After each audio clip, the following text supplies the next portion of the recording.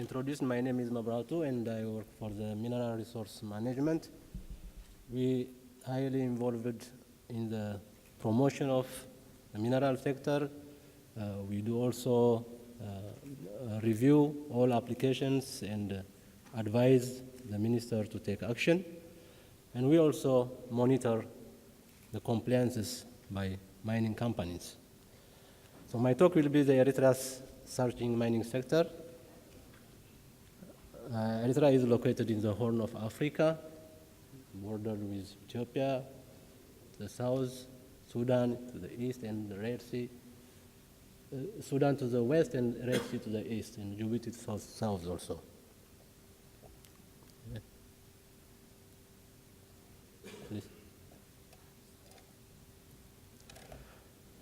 Okay, just a bit about the country. It's 124,000 square kilometers, including about 350 Red Sea coasts.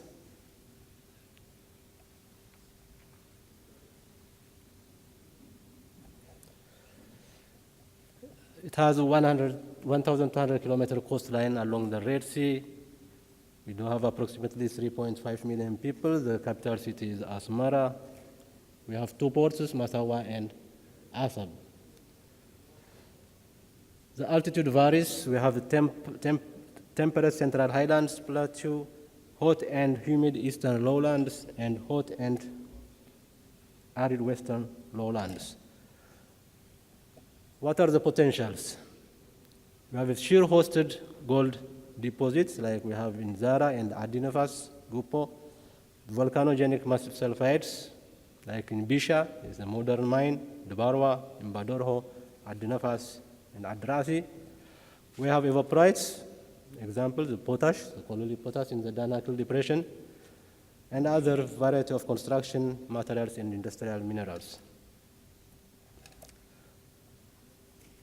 What are the incentives for investment?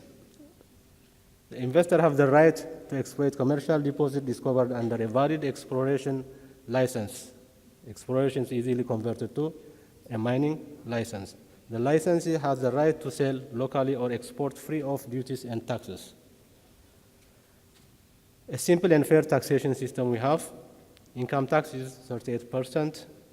We have nominal import duty, which is 0.5%. Reality is 3.5% for precious metals and 5% for others, 5% for precious metals and 3.5% for others. You have the right, the investor has the right to carry forward operational losses and deduct them from gross incomes. Equitable foreign exchange regulation is available.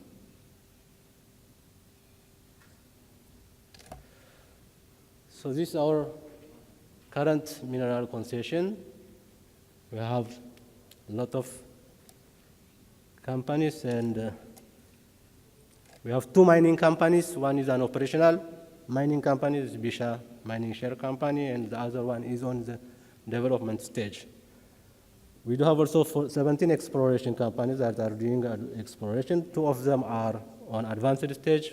One has completed the feasibility and environmental studies. The other one is doing a pre-feasibility study.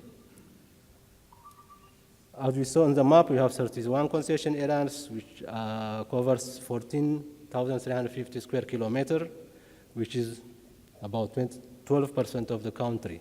And we have a lot of other open areas. What are the major activities of companies that are operating in Eritrea? The Bisha Mining Company, as I said, is a modern mining company in Eritrea. It is a joint venture between Eritrean National Mining Corporation, which was established in 2008 to assume the government's participation. The government has the right to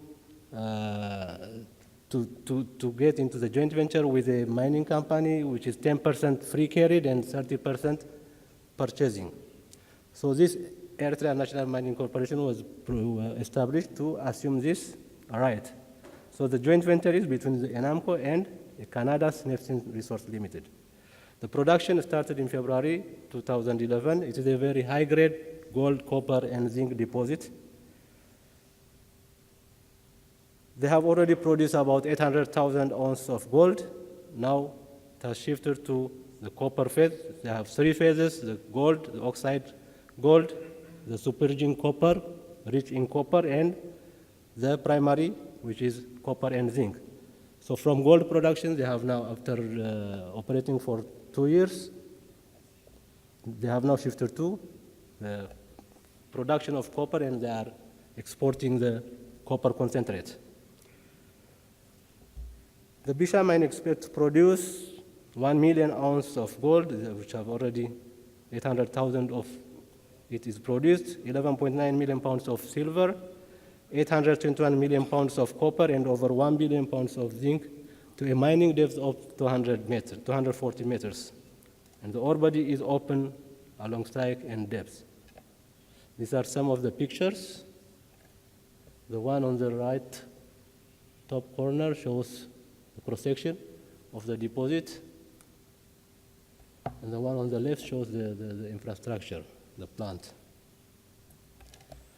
The second one is the Zara Mining Share Company. It is also a joint venture between Eritrean National Mining Corporation and a Chinese company called Sfeco Group. The mining agreement signed on December 2011. The camp infrastructure and mining plant are well advanced. The planned mine production will average 104,000 ounces of gold per year over 7 years of mine life. So we have all the infrastructure, the plant, the camp. Is almost something like 90% of the infrastructure development is completed. So by 2016, hopefully, they will start production. The third on the pipeline is the Sunridge Gold Corporation. They have 3 exploration licenses at Dinafas, Mirzen, and Barwa. And within this exploration license, they have 4 deposits. 3 of them are VMS, and 1 is a gold deposit. They have completed the feasibility and environmental studies to develop these 4 deposits together and process it in one central processing plant.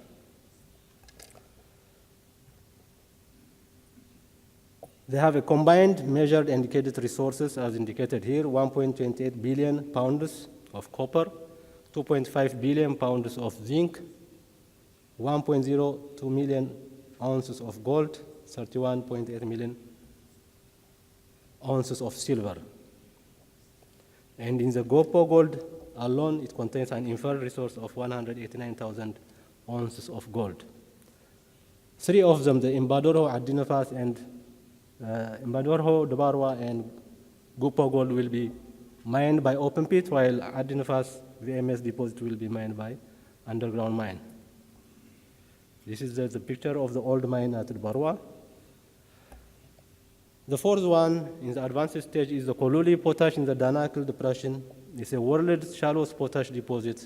It's only 16 meters deep and amenable to open pit mine. I think it's the only deposit of potash to be mined by open pit. The JORC 43101 exploration target is 1.25 to 1.75 billion tons of potassium chloride at 18 of potash at 18 to 20% of potassium chloride. They have two areas of interest, they call it Area A and Area B. Area B alone contains about 40 million tons of sellable product. And the potential mine life is above 50 years.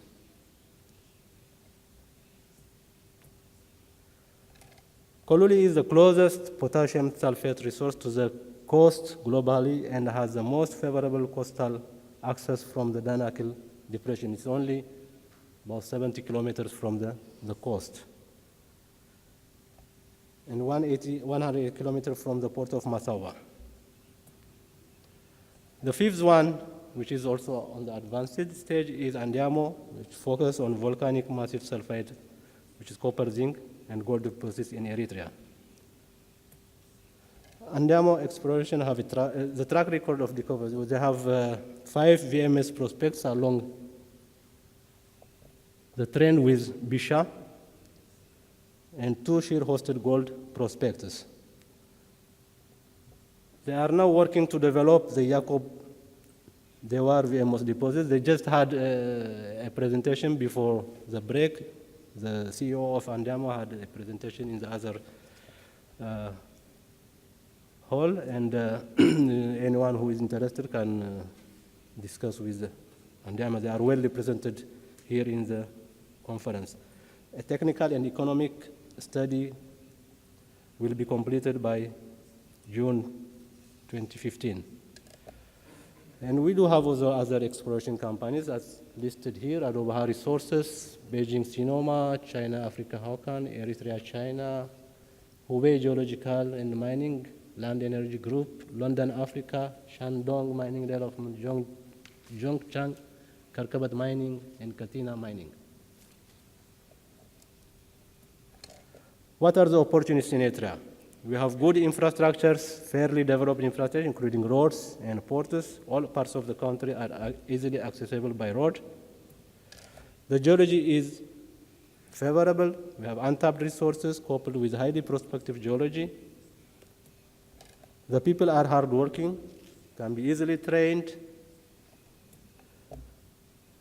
And the government we have a peaceful, politically stable, and corruption-free system. A strong government commitment to develop the mineral sectors in partnership with foreign investors.